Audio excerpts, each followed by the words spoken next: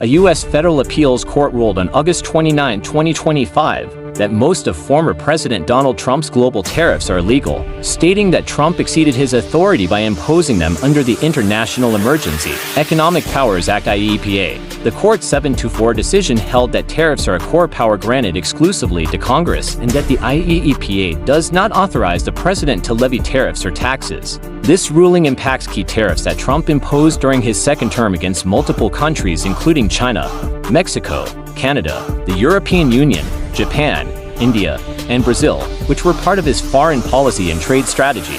While the court invalidated these reciprocal tariffs and those tied to the trade conflict from April 2025, it allowed the tariffs to remain in place temporarily until October to provide time for the Trump administration to seek Supreme Court review.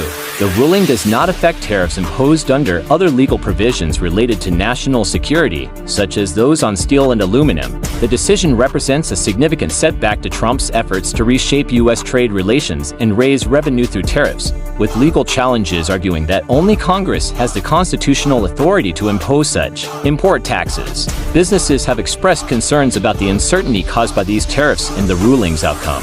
The Trump administration is expected to appeal to the Supreme Court, which could ultimately decide the fate of these tariffs. The ruling highlights the constitutional limits of presidential power and trade policy and could drastically alter the global trade order shaped by Trump's tariff measures, potentially forcing the government to repeal or refund billions in duties collected under the challenged tariffs.